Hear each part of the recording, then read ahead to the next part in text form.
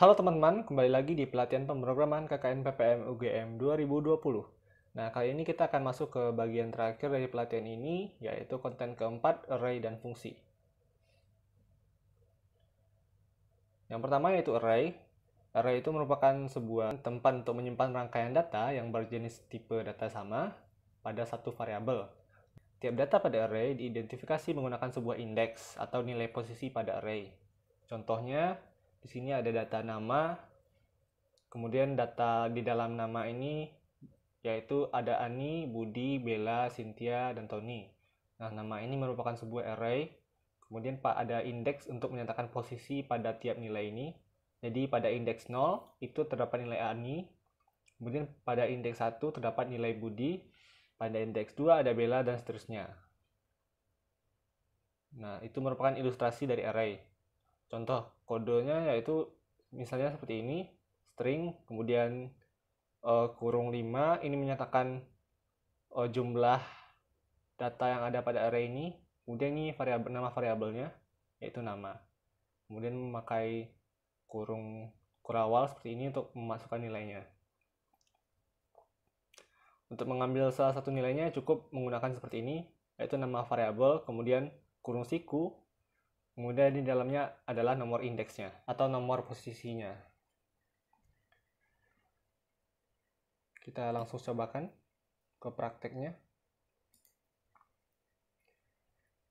Di sini saya sudah siapkan kodenya. Nah, ini contohnya. Di sini ada array string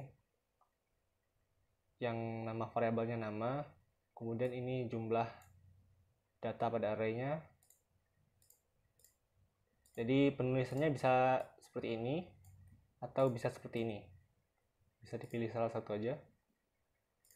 Untuk sini saya pakai seperti ini saja. Nah, di sini kita tidak memasukkan nilai pada awalnya.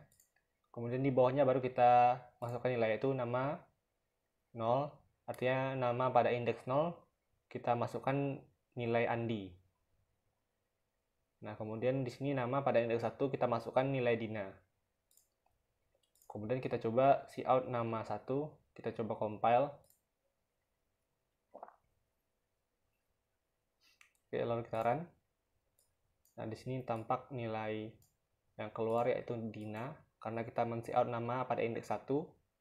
Jadi setiap array itu dimulai indeksnya dari 0. Artinya pada array nama ini indeks terakhir yaitu bernilai 9 karena hanya ada 10 data dan indeksnya mulai dari 0. Artinya indeks terakhir yaitu 9.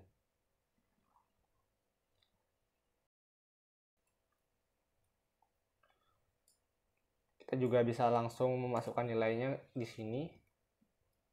Misalnya di sini ada Andi, Dina. Di sini misalnya Bima. Nah, ini hanya masukkan nilai sampai indeks 0, 1, 2. Artinya cuma sampai indeks 2 yang berisi nilainya. Indeks 3 sampai terakhir itu nilainya 0 karena ini string.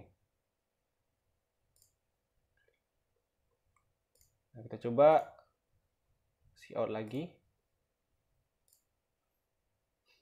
Compile kemudian run. Nah, ini masih sama hasilnya. Yang keluar adalah Dina karena kita mengakses nama pada indeks 1. Kita coba cout nama pada indeks yang tidak bernilai.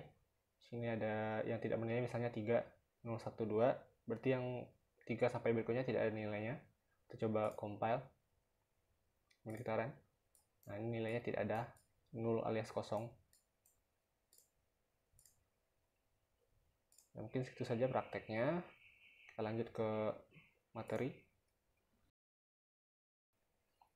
Nah, berikutnya itu kita masuk ke fungsi.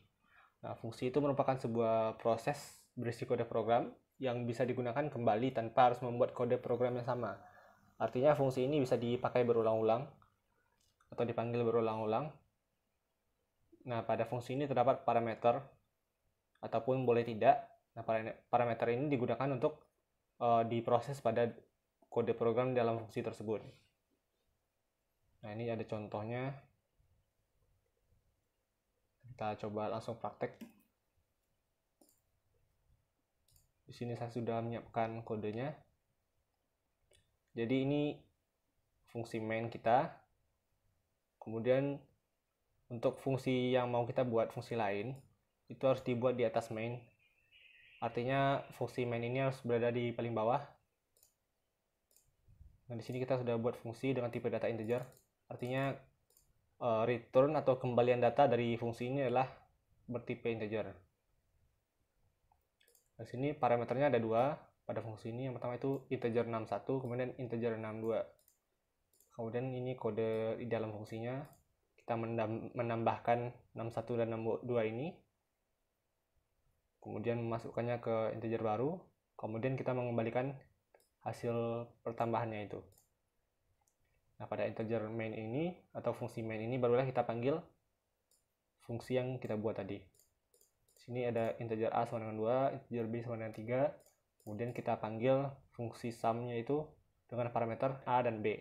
Artinya sum a, b ini menghasilkan a plus b. Artinya di sini harusnya bernilai 5 sum ini. Kita coba compile pengitaran. Nah, di sini sudah terlihat bahwa nilainya adalah 5. Mungkin itu untuk fungsi yang sederhana. Yang selebihnya bisa teman-teman coba sendiri. Kita kembali ke materi. Berikutnya itu fungsi void. Nah, kalau tadi itu fungsi yang mengembalikan suatu nilai atau mereturn suatu nilai, fungsi void ini tidak mereturn nilai apa-apa. Jadi dia hanya memproses kode, kemudian tidak mengembalikan apa-apa. Tanda fungsi ini adalah dengan tipe datanya yaitu void. Artinya tidak ada pengembalian data. Kita coba langsung ke praktek. Misalnya tadi ini kita ubah dari integer tipe data fungsinya menjadi void. Kemudian langsung kita cout di sini. 61 plus 62. Nah, di sini kita tidak bisa cout karena akan error. Kita langsung panggil seperti ini, sum, kemudian a, b. A itu parameter yang pertama, kemudian b parameter kedua. Kita coba compile. Kemudian kita run. Ini hasilnya masih 5. Karena cout-nya udah berada di dalam fungsi ini. Kalau misalnya kita cout yang fungsi void ini, kita lihat apa yang terjadi. Kita compile. Nah, akan error karena ini tidak mengembalikan nilai, jadi tidak bisa di cout.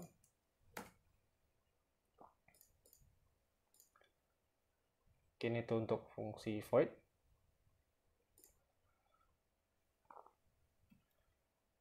Nah, mungkin sekian yang materi tentang array dan fungsinya. Nah, berikutnya apa yang bisa teman-teman pelajari? Nah, yaitu yang pertama itu ada array multidimensi. Kemudian lanjut ke fungsi rekursi. Kemudian algoritma untuk sort atau pengurutan. Kemudian algoritma search, yaitu pencarian.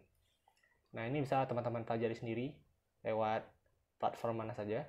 Bisa lewat website atau aplikasi mobile. Nah, di sini saya sudah menyediakan beberapa tempat yang bisa teman-teman kunjungi untuk belajar pemrograman. Yang pertama yaitu ada we3schools.com, kemudian ada sololearn.com, codepolitan.com. Codepolitan.com ini merupakan website yang berbahasa Indonesia. Kemudian ada codeacademy.com, kemudian ada gigs4gigs.org.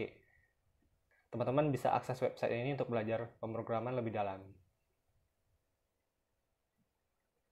Ya, mungkin sekian yang dapat saya sampaikan pada pelatihan pemrograman ini.